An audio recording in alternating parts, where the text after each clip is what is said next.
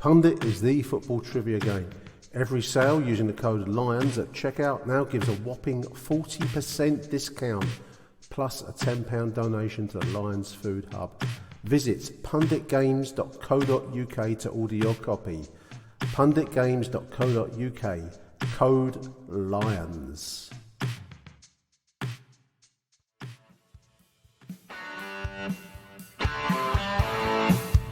You're listening to Achtung Millwall, broadcasting from the beautiful South Birmingham. Accept no substitute. Hello, dear listeners. Welcome to the regular Friday morning show. Joining me this grey morning here in London is Mr. Neil Fissler. How are you, Neil? Not too bad, mate. Not too bad. Just swerving work and like I managed to do on a Friday morning. Always a good move on a Friday. Listeners, we were weighing up what kind of show to do this week, and Neil and I had a brief message exchange on WhatsApp about the show today. And Neil, I think we probably agreed there's not much more we can really add to the current playoff situation. We had that 2-2 draw up there at Luton on Tuesday night, and clearly the Lions are looking tired and in contention. But I don't know we've got anything new to add to the table for this show anyway. So I thought we might touch on some of the old history stuff, which we both enjoy. Yeah, definitely, mate. I think that you did a show with Harry, didn't you? To game on Tuesday, and there's not an awful lot. The point of something for the weekend, sir, is that we look at Millwall news and the week's events at Millwall, and there isn't an awful lot. Well, the games come so thick and fast. They have been. I mean, it's part of the reason for the performance, in my opinion, at least, up there at Luton, which was had both good points, but also, some points where you'd say we looked. We've got every right to look stretched and tired because of the number of games, big games we've been playing. Another one tomorrow, of course, with the visit of Norwich City. But as I said, we thought it'd be nice just to do one of our looking back shows. These are popular. Big shout out, incidentally, to Jazz Lion, who's one of our YouTube commenters. We do, these podcasts do go out on YouTube, put it out automatically on there, but it's a strange thing, but people do listen to the show on YouTube. So shout out to all your YouTube listeners, and a big shout out to Jazz Lion for basically saying nice things about the history shows. It's nice to get good feedback for these shows now. It's for me, it's a bit of a method of putting something back into the club in a way, just to look back and see games, figures and personalities of the past. Yeah, and I've actually got an apology to make to James MFC Dacey on Twitter, who sent me a direct message last weekend, and like a Wally, mate, I saw your message, and then we've been that busy updating and editing the Millwall Who's Who this week. I totally forgot to reply, mate. He just said, "Hi Neil, just wanted to say love you and Nick's something for the weekend, and also any chance of any more history pods soon. Love listening to them." We can take this as my Twitter reply, mate. Yeah, we're going to do one for you. We've got quite a bit of stuff between us. These shows do take a little bit of research, Neil, and they're not easy to. You can't just knock them out. You can't blag them in the way I think sometimes you can wing, some of the live reaction shows, if you want to put it that way. These do take a little bit of research. So we've got some random players. We've got some games randomly chosen from the past, and also to finish, we'll be looking back at a Norwich fixture from the past. And your choice, Neil, for a random player, I think you said you were working on this chat for the Who's Who update that you're doing. But this is a nice story. This is Angus Morrison, player from the past. Well, yeah, I think he joined us in September 1957, didn't he? But basically Angus Morrison, he was a Scotsman. Yeah. And serving in the services, got signed by Derby County. Great story. They signed him for a box of cigars. This is from the Highland Leagues, isn't it? Box of cigars. Yeah, we signed Tony Cascarino for a set of tracksuits or something, didn't we? Yeah. Such was football in that era, wasn't it? There wasn't clearly Inverness Cali. What we're talking about, as hinted at, Royal Air Force come 1943, so not much money knocking around, and certainly for transfers, not much money. But a box of cigars was the fee for Angus Morrison's signature there. It's a nice story, isn't it? Yeah, but he was part of the Derby side that obviously outclassed and humiliated Charlton in the 1940s. We didn't actually play in that game. Right. Well, he actually played in, there were 2 leg games that season. So he played in the 3rd, 4th and 5th rounds. Then played in a semi-final a couple of years later when they lost to Man United. Moved to Preston. Won a 2nd Division title in 51. Was an FA Cup finalist, scoring in a 3-2 defeat to West Bromwich Albion outside, and had been there forever and a day, and was pretty much approaching the veteran stage of his career. I know he was only 31, and but you were almost a veteran back then, Nick, weren't you?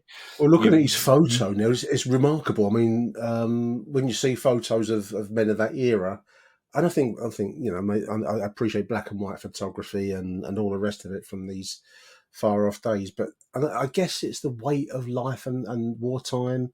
But everyone does look old. I mean, looking at the photo of him here in a Millwall shirt, he, as you say, he signed for us in 1957. So what's that making him there? That's 30, 33, 34, 34. 31. 31. So, but he looks old. I think life was an aging thing back then. I think it's not just football, but you see it, all photos of that era, everyone does look aged, don't they? Yeah, but there wasn't any lurch as the performance chef, as they call them now, don't they? Your training ground chef isn't a chef, he's a performance chef. And, no attention to moisturising your skin or making yourself look great for your Instagram account either, or anything of that kind. These were blokes that served in the army, Royal Air Force in Angus's case, in war, and then had made their living in football. Was a tough sport back then, Neil, as well, wasn't it? I mean, broken legs, and I mean the kind of quality of the medical care. I mean, we laugh about it now, but back then it was fairly minimal. So one bad injury, and that was probably your career largely gone, and you're back to working, often, manual labour or industrial labour or something of that sort. And it's true to Millwall form. When he arrived on the 30th of September 1957. There was a bit of pessimism around the den. I know that nothing changes. Well, we just sold Charlie Hurley to Sunderland for about 20 grand. Yeah. And Ron Gray was keen to sign some attacking players. And Mickey Purser, there must be a podcast with a member of the Purser family to be done somewhere. That would be wonderful. That would be wonderful. I'd love to do that. Yeah, well, he actually assured journalists that money was available to be spent to avoid relegation to Division 4, but only after debts had been paid off and probably after he'd restocked his showroom 2 or 3 times, I think. If Mickey was short of stock in the old days, the legend has it that he would sell a couple of players, or he'd sell a player, and he'd go down to the car. Fans had mixed things about him. I mean, obviously the legendary situation was we got beat, they go and throw a brick through his car showroom windows. And I don't know how often that happened, but I think it did happen on a few occasions. But mixed feelings. I think Mill chairman up until really the era of John Berylson, Neil, I mean, they've always been fairly untrusted characters, and probably Mickey Purser was the archetype of untrusted Mill chairman for that reason, flogging off talent whenever he needed a few quid. Yeah, no, exactly. And I think that John Berylson's got off lightly. Because he's put money in. £1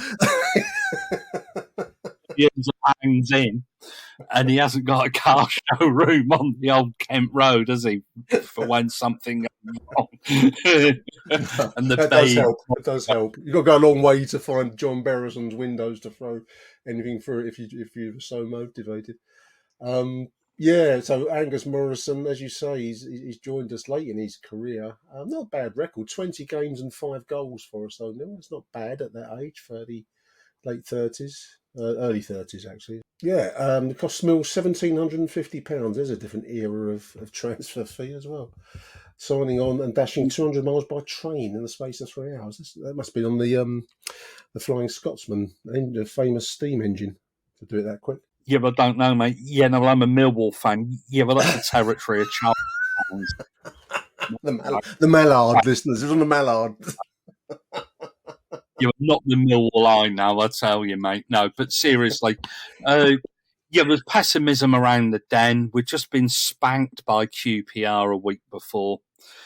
They were confident coming down to us. 48 hours before, we'd been beaten 3-0 at Swindon. And we're 11th with 5 wins and 5 defeats, 1 draw. And Ronnie Gray obviously needed to bolster the forward line, so up went the call.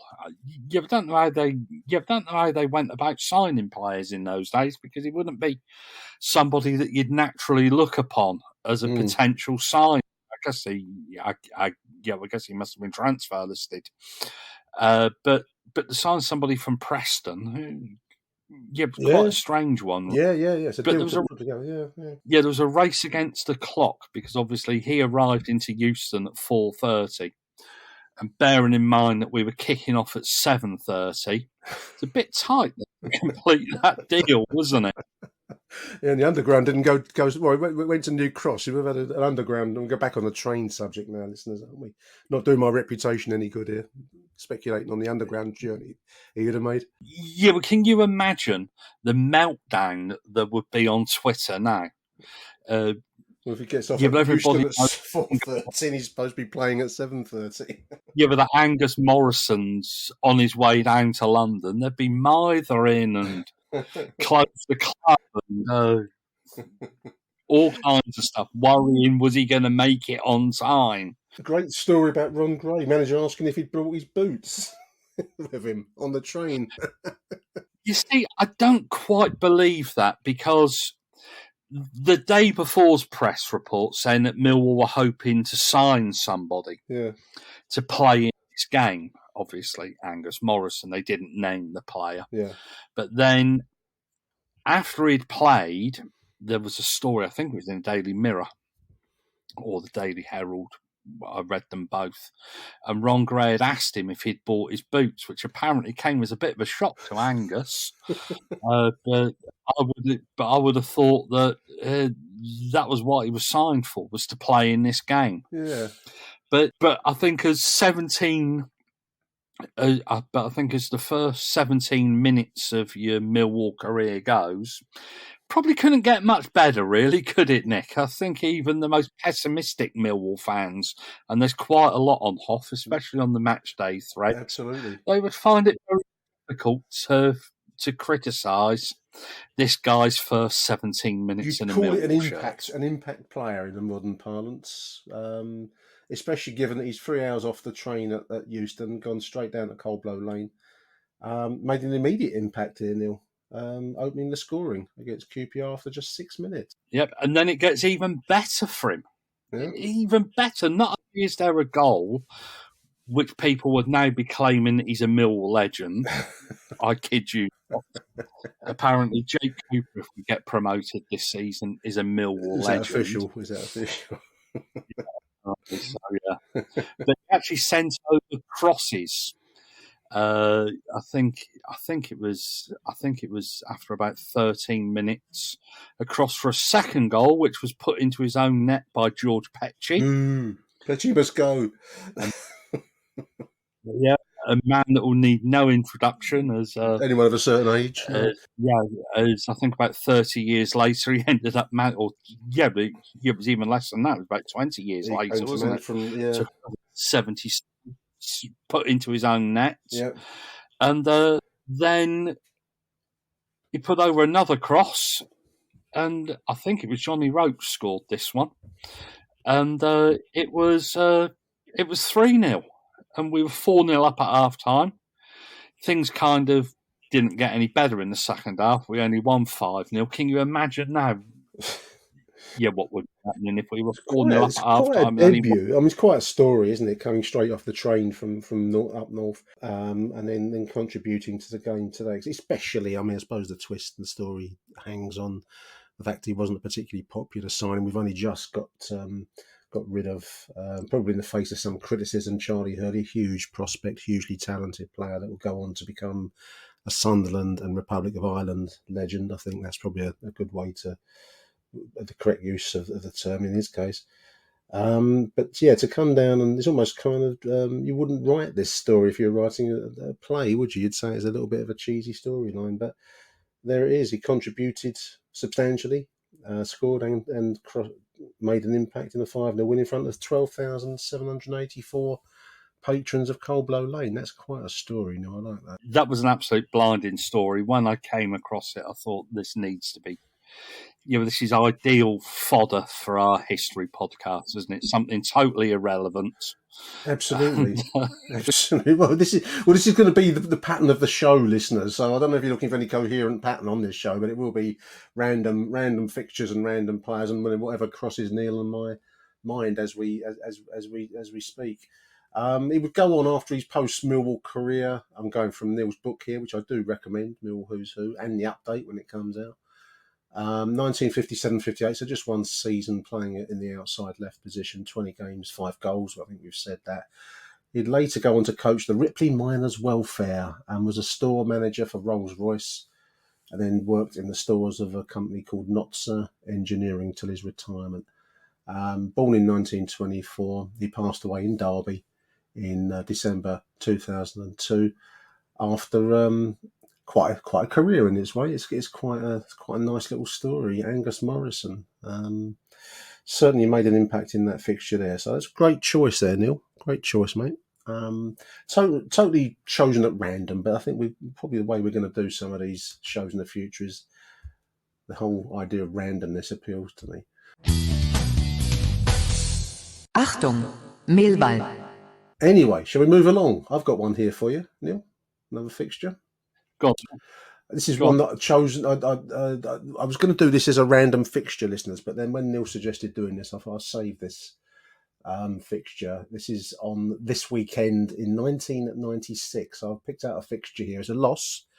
Millwall 0, Wolves 1. Goal scored by, I'm going to guess that's Steve Bull in the 69th minute of a loss. This was a period of intense decline from the top of the table in the late 1995, in December of 1995. This was part of the slide that would see us relegated. We were one of the few clubs to top the league, quite substantially top the league as well, in the early months of the 95-96 season, to finish in the relegation zone.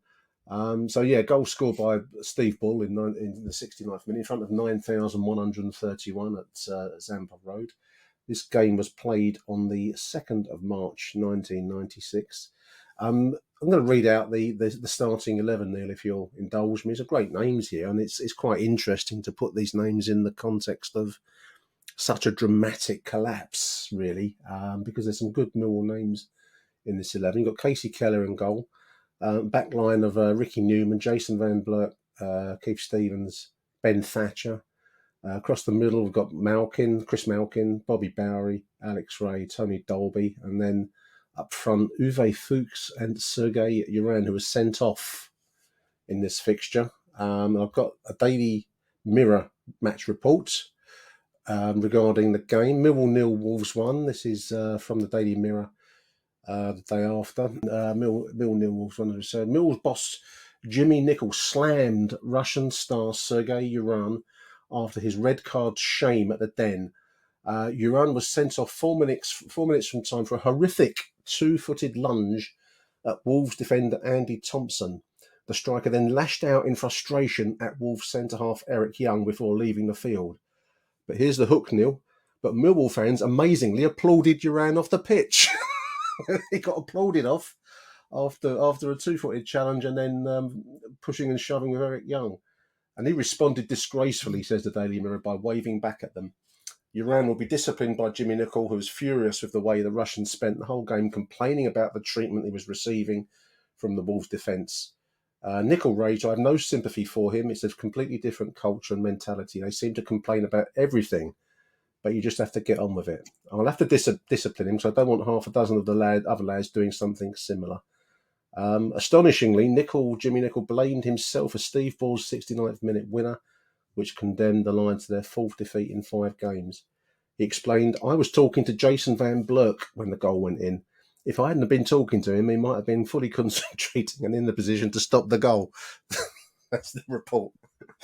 What chaotic afternoon at the 10. I have half a memory of this game. I must have been there, and I've got I don't recall it clearly. I do remember Yuran getting sent off, but I don't remember the chaos surrounding it. You were young. You were nicknamed Ninja, wasn't he, when he was down at the Nigels? That's right. Did he play for Wimbledon as well, Eric Young? Yeah, 6'4" lad, wasn't he? Welsh international. Yeah. Welsh international, and he had a bit of a reputation as being a bit of a hard man. That was until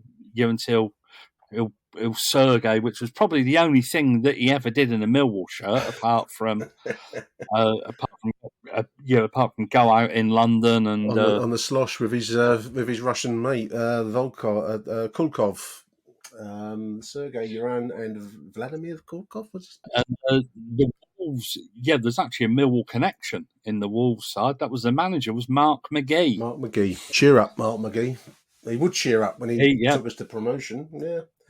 But wasn't he? And but the Wolves side was Mike Stowell, Andy Thompson, Mark Atkins, Eric Young, Neil Emblem. He was a ex-Millwall player. Neil Emblem, yeah, wow.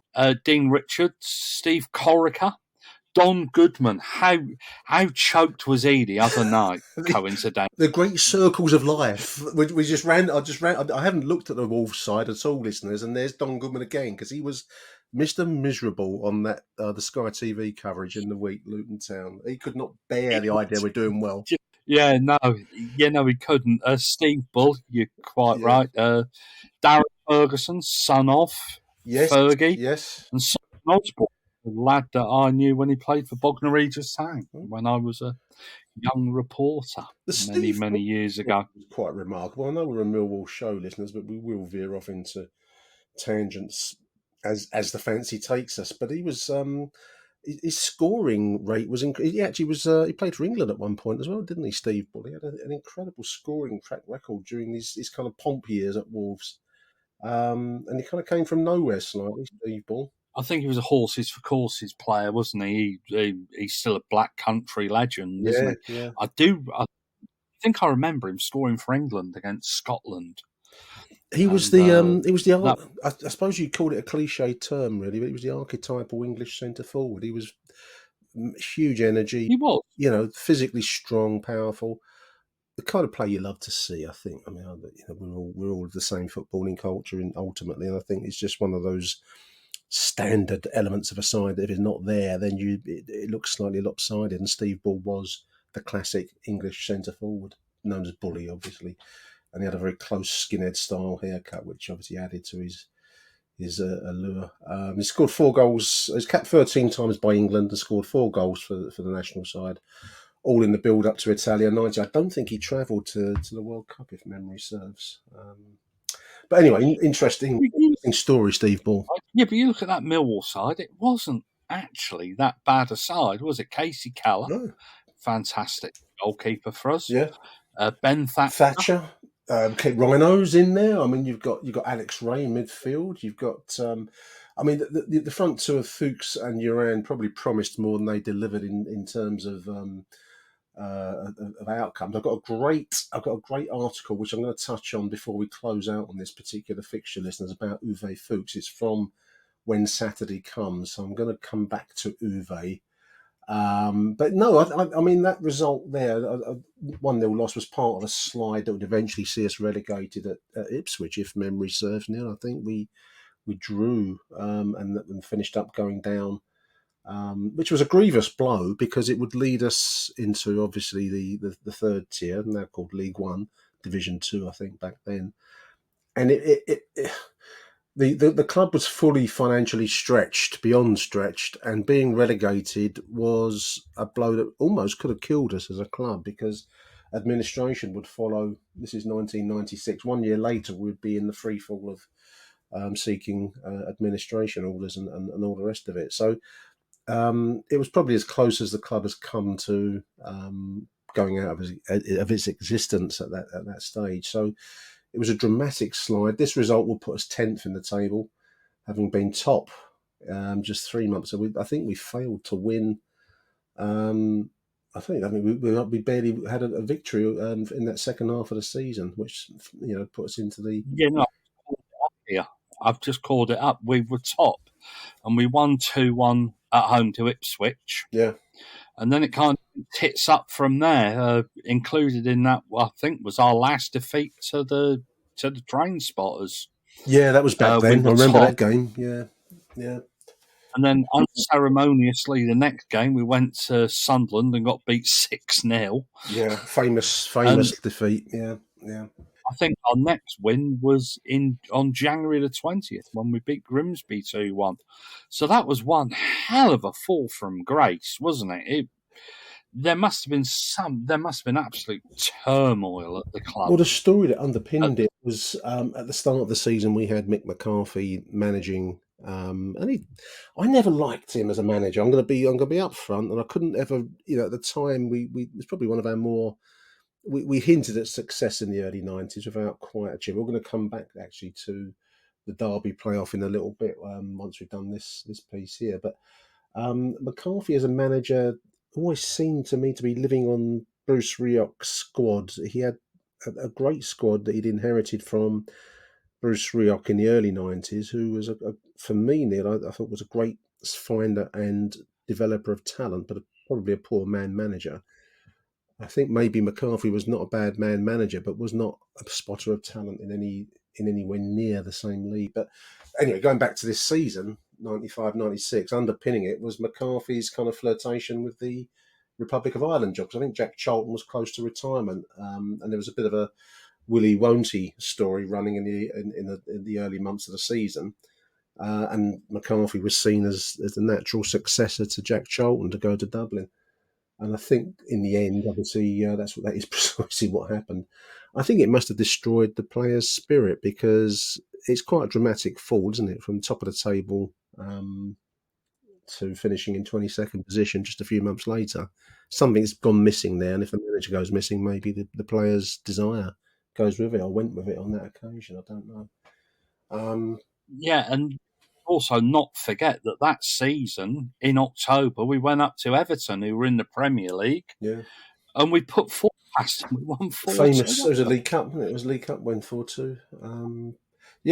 Real odd mixture of. It's a very odd mixture of a season, I suppose. In a way, I mean, I've picked out Sergei Yuran as an example because it represented the ambition and the folly of the time in a way. We'd not long moved to the new ground, listeners. That had been built, I still call it new ground, 30 years ago now, Neil. But the club had stretched itself financially to construct this stadium, which was quite remarkable. And I did a little video the other day for the club over at in the dressing room for help to sell the season tickets. And I think they're hooking the season ticket sales this year on this 30th anniversary. So I was talking to Max from Mill TV about my memories of that Sporting Lisbon game. And I don't know what your take on it was, Neil, at the time, but my jaw actually slightly dropped when I walked into the ground. It sounds a bit cheesy now because we've seen so many other stadiums that have been built since. Obviously, so on the grand scale with the likes of the Wembley and Spurs and Arsenal in their time and other grounds too. But this hadn't been done. Millwall's was the first new stadium, unless you exclude, I think Scunthorpe had a ground, but they're far away. The first ground in London that had been built from scratch, and I just thought it sounds a bit weird when you say it now, but it was beautiful. When I went in there, I couldn't believe that we had done it, Neil. But it put us. Well, it was a Taylor report, wasn't it? We had some ambition, and we're going to move on to Reg in a minute because he pops up. Dear old Reg. Yeah, all along the way. He's an interesting character. He's one for a podcast one day, Neil. Reg His life story is definitely interesting.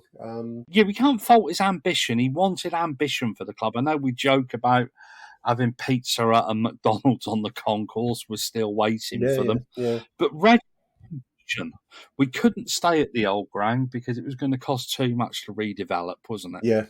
Yeah. And it just wasn't feasible. So they built this brand new, shiny, spanky, all singing, all dancing stadium ground. And they had ambition. The ambition was, and I think it cost us badly, was to bring in these two Russians, which is definitely a podcast. The story behind how we signed these two bloody Russians, but there was a trend at the time, wasn't there? I think that Brighton signed a guy called Sergei Yuran, and I can remember going to the press conference for that, and there was some others that came over. I think one of them's son ended up playing for Millwall at one stage, didn't they? Yeah. But we can't doubt that these two players were absolutely fantastic players, but probably not that good when you've come from the constraints of Moscow or whatever toilet in Russia that they'd come from. So all of a sudden, they were enjoying the bright lights of London. Probably wasn't a great mix now. No, I mean, the thing is, one of the things I find fascinating about doing these shows, listeners, is that, we obviously follow Millwall and we're looking at Millwall-related characters, but as ever with football, generally, you can never take it out of the times and the context that it existed in at that time. So we've signed Sergei Yuran and Vasily Kulkov, that was his name, Vasily Kulkov, Russian World Cup stars. I keep using the word Russian. They were Soviet Union World Cup stars because this all coincided. Soviet. Yeah, it coincided with the breakup of the Soviet Union. Not world kind of politics level, not just football. But it's quite an interesting life. I mean, I've never really looked at Sergei Yuran's life, and I'm just going from Neil's book here. I did a little bit of reading before. I haven't got anything else other than Neil's biog in the Who's Who book. But Sergei Yuran was born in what is now called Ukraine. He played for Dynamo Kiev before moving with the breakup of the Soviet Union in 1991, that kind of period. He finished up playing in Benfica in Portugal, and then FC Porto. Before going back to Moscow, and then bizarrely, in amongst all these European level names, you got Millwall, which I always find quite wonderful. But yeah, I mean, flung open the curtain. I want a chin. I really do. But I want them because they've slung open the Iron Curtain and it's put Millwall back 20 years.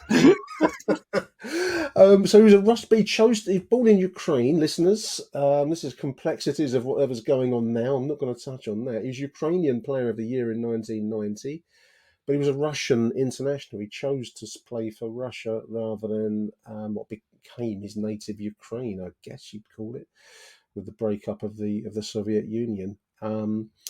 Interesting, and then he goes on after us for this disastrous 13 games, just one goal period.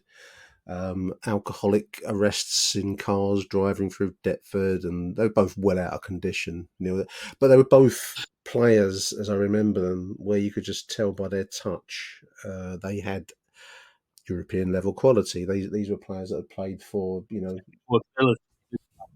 they're great technical ability. We go on about Zian Fleming and his technical ability, and our Vogelslammer, his technical ability. I know you can bring in to question his other abilities, but they are very technical players. But these two were on another level, weren't they? These two were. Well, they were right. These two World Cup stars, There's this, and it's fitness wise, no. They were beyond the point of being unfit. I think you and me might give them a run, Neil. Not for touch, mate. I don't know what your touch is like with the ball. Mine was never any good to start off with, but fitness wise, we might have had half a chance because they were well out of condition, and they didn't get any better. Let's put it that way. And the whole thing was an utter disaster. Great story.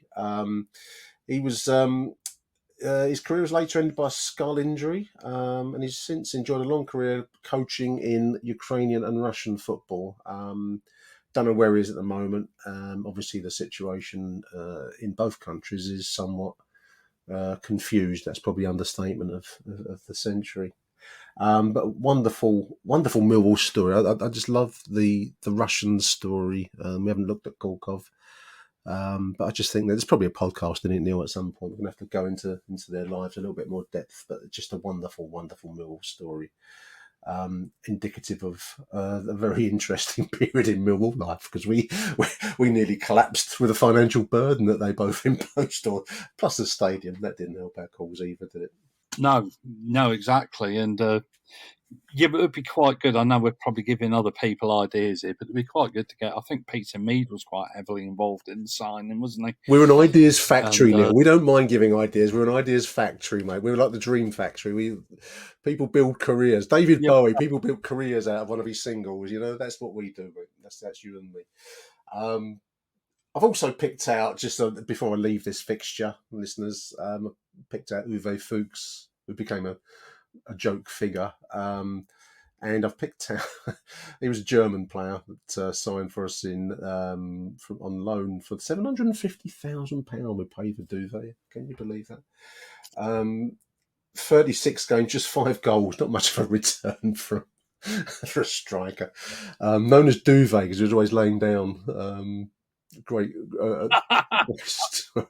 I'm gonna. If you're going to indulge me, Neil, I've read one press report out. I'm gonna read another. This is an article, so sit back. It goes just about a page's worth. So I'm going to read it if I may before we move along.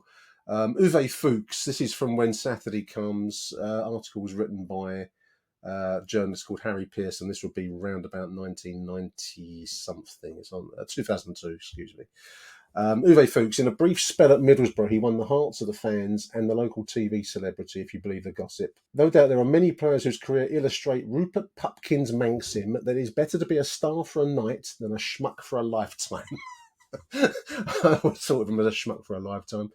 But on Teesside, none illuminates the point quite so brightly as a former West Germany under-21 international who was brought in from Kaiserslautern by Brian Robson.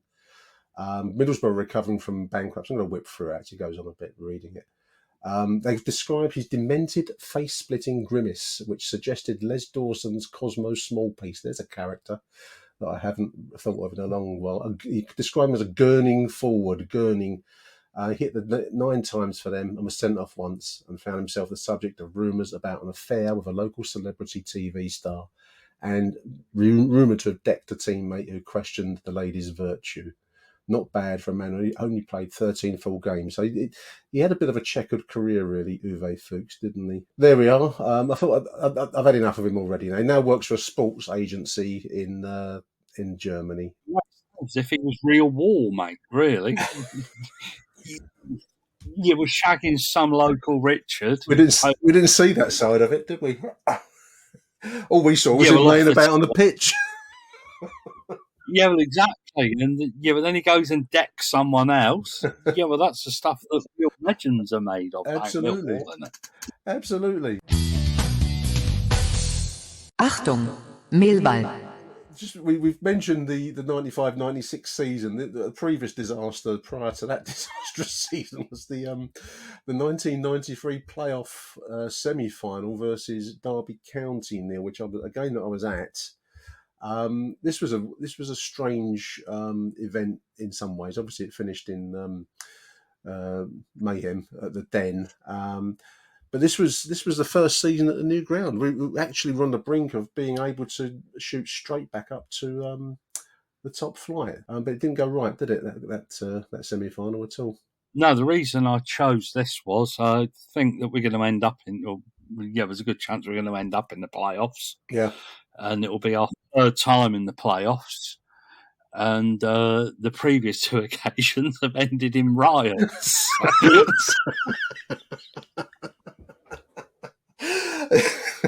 Yes, that's right.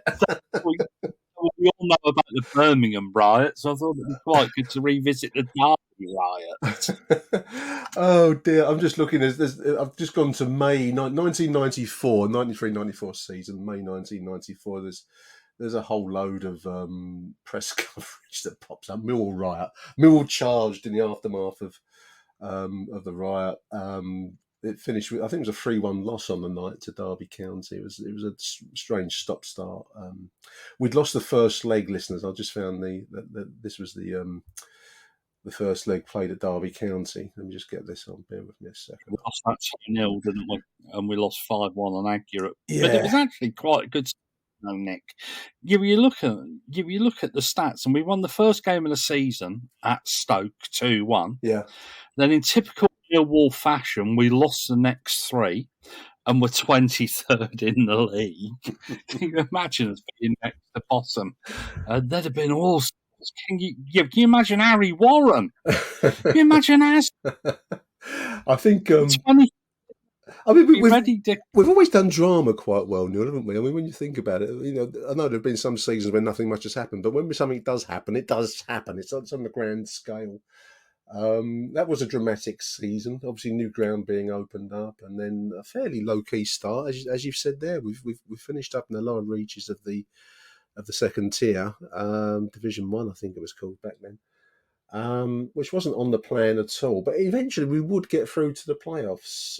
We'd finish up this 2-legged semi-final with Derby County. And I'd forgotten the first leg entirely. I mean, obviously, your attention is forever focused on the second game at the Den, which was a 3-1 loss, which was a chaotic night.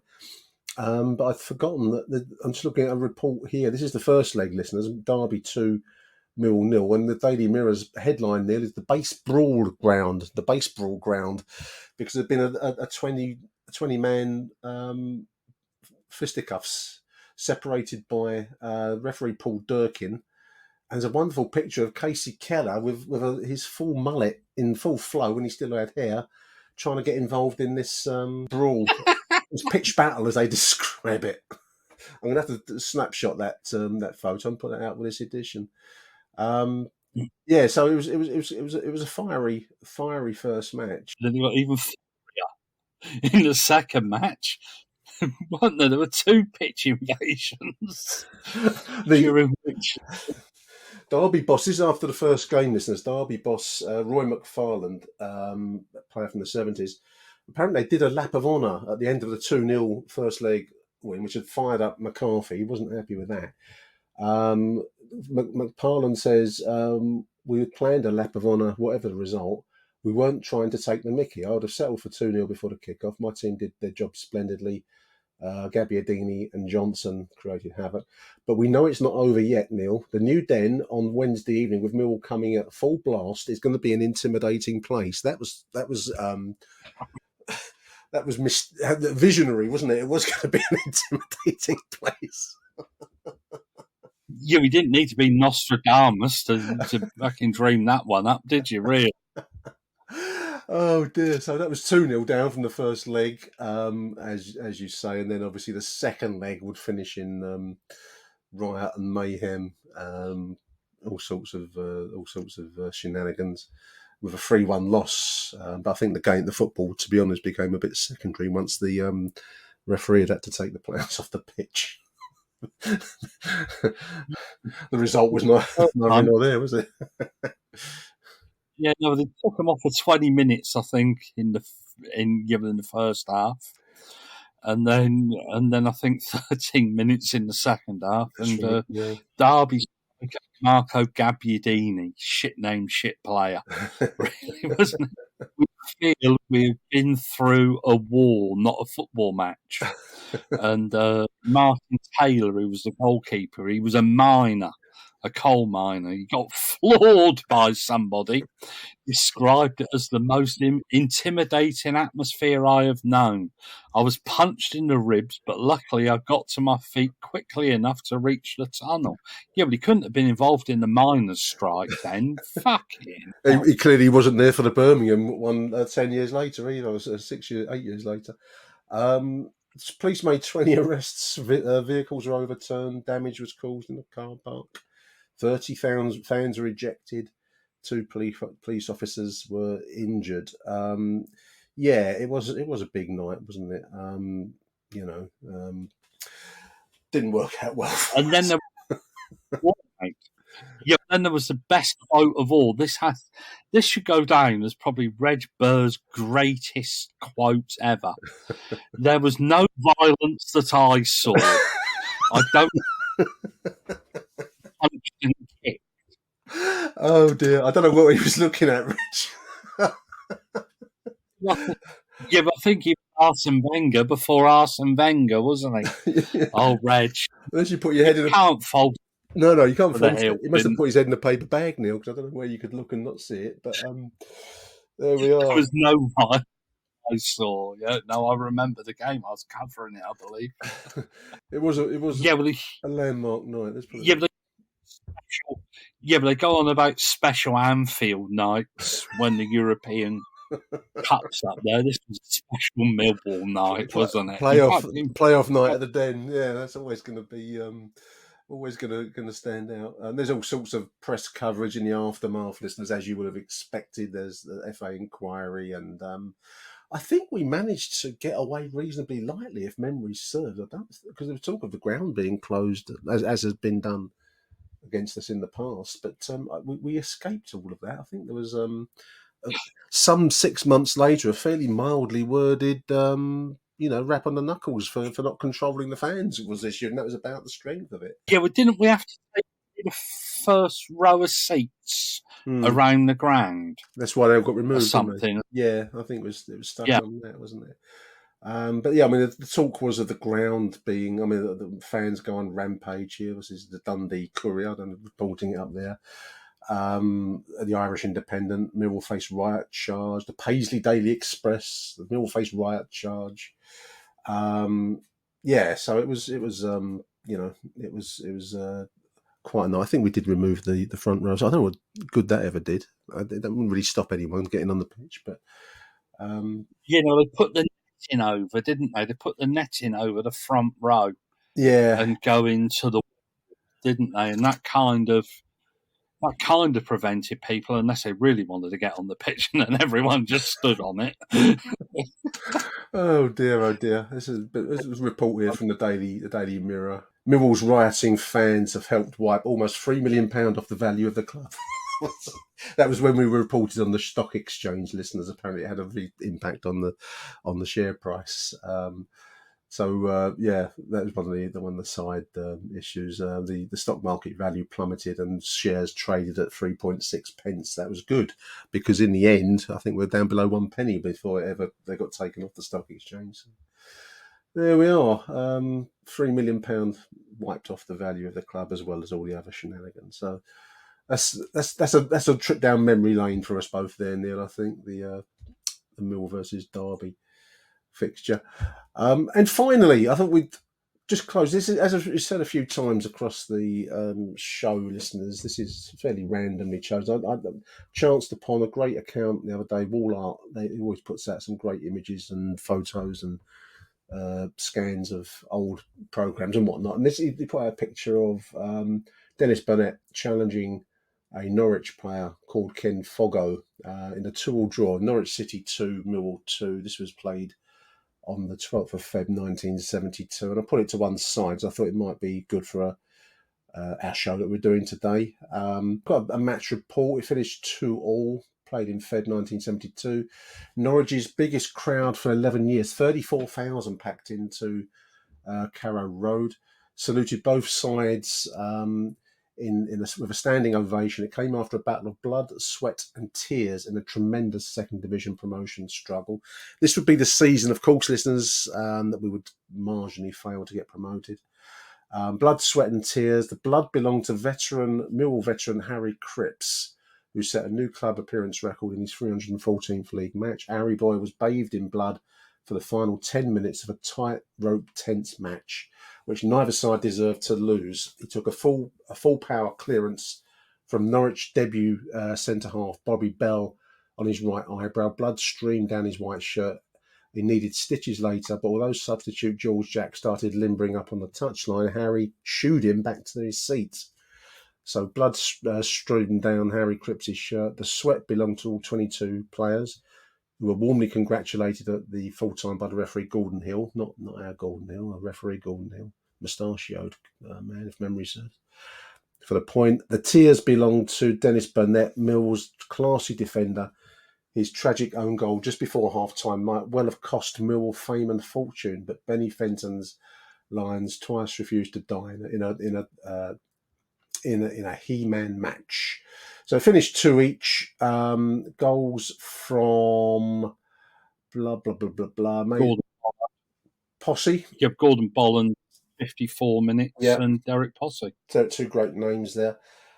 This was a big top of the table clash at the time, listeners. We would fall away slightly at the end of it, and then Birmingham would pip us to that second promotion place in a very infamous marginal failure. It probably would set us back for the rest of the 1970s, in truth. Yeah, but that coincided with your debut. It did. Well, of course. The reason I started going was we were doing well, because kids are swayed by success, aren't they? And Millwall were going well in the second division, and that's why I went. Yeah, but we've never spoken about it on the podcast, have we? I try not to mention it. You're involved. Try not to mention it. I keep it very quiet, listeners. Just you and me. That's how we talk about it. Yeah, it's like Mark Beard. He doesn't like talking about the goal he scored against Arsenal. I've picked out 2 players. I don't know. We mentioned Harry Cripps and we've mentioned Dennis Burnett a lot over these shows, Neil, one way and the other. But I don't know we've ever really looked at them. So I thought it might be nice, just as I both mentioned, blood-stained shirt for Harry Cripps and tears, as they put it in the report, for Dennis Burnett. So I've just picked out the Wikipedia report for both players. Dennis Burnett was a very cultured defender, and I saw him for a couple of years when I first started going. He played for Mill 67 to 74, and he came back for a short spell afterwards, just for a few games later in the 70s. But the bulk of his career was this Benny Fenton era. He was kind of like a defensive midfielder, I think you'd probably describe him. What was interesting about both Dennis Burnett and Harry Cripps, Neil, is that both began their career with West Ham. Nowadays we have this kind of intense rivalry where anyone from West Ham gets booed off the park. But I just found it interesting our 2 stalwarts of one of our greatest sides were both West Ham products.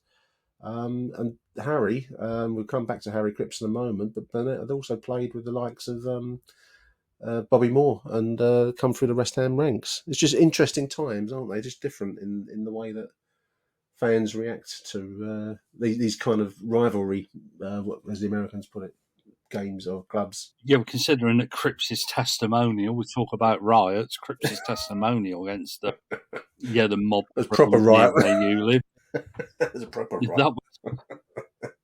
That was a proper serious evening out, that, wasn't it? It was, yeah, I was only about 12. I didn't go to that one. I wasn't allowed to go into evening games at the time, listeners. Dennis Burnett, born in 1940, which is still with us, thankfully. He's aged 78, born in Bermondsey. Started his career as a youth with West Ham, as we've said, played 66 games in all competitions for the Hammers before moving across the river to Millwall for 15,000. Made 250 appearances plus for the Lions, taking over the captaincy whenever Harry Cripps was injured. He moved on into Hull City in the 70s, and then a bit of time in America and finished his career at Brighton, and then in American and Irish football, Shamrock Rovers and the St. Louis Stars. And I love these little details. He'd actually achieved some success in Norway. They played for a while in a club called SK Haugar. He won the Norwegian FA Cup. But I love the details. He ran a painting and decorating firm in the south of England after retirement, and has been involved apparently with club hospitality for West Ham as well at Upton Park. This is an old report. I'm fairly sure, Neil, and I'd love it if one of the listeners out there could confirm this. And I've got it in my head, and I'm sure I read it in one of the programs in the very early 70s, that Harry Cripps, who we'll come on to, and Dennis Burnett were running a paraffin delivery business, and the club had a little paragraph saying that they would deliver to the SE14 area, deliver paraffin for people's paraffin heaters. No one's ever been able to confirm it for me. If anyone out there listens, let me know, because I've got it in my head. And if it's not right, I just want to eliminate it from my head. But I thought they were running a business. Didn't that used to be Broadfoot and Davies, the goalkeeper? They had a similar Did they? business. I don't know. Yeah, and Broadfoot, a number of business interests that weren't entirely legal. I don't know. I'm sure I've read that Burnett and Cripps were delivering paraffin, and had a little paragraph in the old. I've asked Brian King about this when we got to talk to him. He wasn't able to remember that. And it might be a construction in my mind, listeners. But if you two listeners out there listen to the show can confirm or deny it, then put it out my mind. So anyway, there's Dennis Burnett, a cultured defender and a great player for us. But I wanted also, Neil, as Harry Cripps was mentioned in the match report there, blood-strewn white shirt. I just wanted to touch on Harry Cripps because I don't think we've ever actually. I could be wrong. I don't think we've ever actually mentioned him in depth. We've mentioned him in passing and anecdotally along the way, but again, we've never really looked at Harry Cripps's career for such an iconic figure. He almost represents Millwall, doesn't he? As much as Kitch does, Harry is the image of Millwall Football Club in many people's minds of a certain age. Absolutely, and it was interesting that they had a thing on Hoff about Millwall hard men in the week, and a couple of people didn't even mention Harry Cripps. No, it's the biggest hard men this club's ever had. 447 games, 40 goals, 1961 to 75. Very nearly, apparently, got released at the end of his first season, but then went on and imagine we'd almost released Henry Richard Cripps in his first season. I suppose it's football turns on such decisions, marginal decisions, moments come and go. Harry Cripps, Henry Richard, nicknamed Harry Cripps, born in 1941. He would pass away of a heart attack in 1995. Made his name. He started with West Ham. He played in their youth FA Cup winning side, the famous West Ham side, alongside the likes of Bobby Moore, Eddie Bovington and Jack Burkett. I'm going from the Wikipedia here, listeners. He would cross to Millwall in 1961. And as they put it here, and they will come back to this, was a fan favourite due to his bustling, combative performances. And this is the thing that is quite hard to get across to modern football fans, Neil, because Harry very much had a relationship with the Millwall crowd. He was their favourite, and he loved them, and they loved him. And there would be an interaction between him and the crowd, almost like I'm not old enough to have gone to the musical, but when you see depictions of the old musical stars, they would banter with the crowd. There was a mutual relationship going on. That's how it was with Harry Cripps.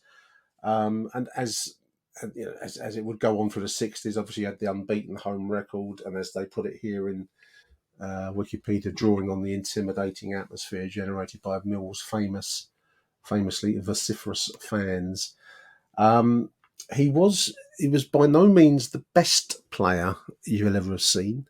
He was certainly by some distance the most loved player, and I don't use that word lightly because I think in football, big words get misused and used very, very quickly and lightly. But he was certainly a player that was loved by the crowd.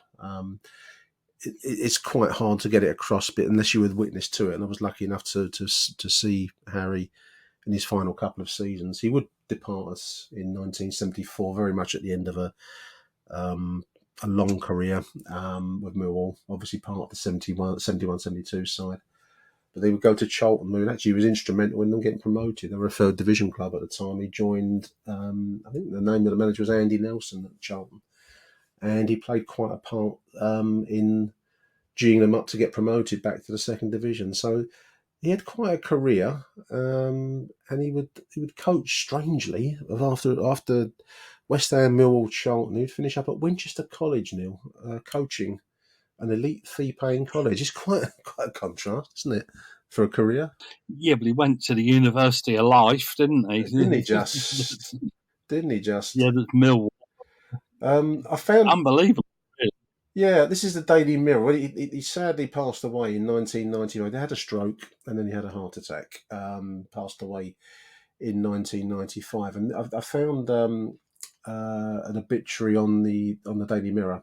So it's a big splash obituary in their sports section, which I will read in full because I like it. It's called "The Lion That They Never Tamed." Picture of Harry Cripps in his pomp there. I think this would be the Everton game. In fact, yes, Cripps celebrating a goal at Everton. I'll stick a picture online when we put this show out. We talk about fitness now. He carried a bit around his middle, Harry, didn't he? He was not a slim guy, was he? A little bit round. The shirt stretches a bit round the waist. Death of a legend. About 4 times, 40 times, doesn't it? Death of a legend, Harry Cripps. Harry Cripps was the fiercest lion of them all, a Millwall legend whose name is still spoken of with awe at the Den. Cripps, a fullback whose tackles on a Saturday were still a topic in midweek, died yesterday from a heart attack, aged 54. Cripps was one of the star names at the Den, a marvellous crowd-pleasing career in the 60s and 70s. Born in Norfolk, in Durham, but bred in the East End, Cripps joined the Lions from West Ham and made 447 appearances for them from 1961 to 74 as a tough defender. He played in successive promotion-winning sides, 1964-65, 1965-66. He would later play for Charlton and then was assistant manager at Charlton, Crystal Palace and Southend.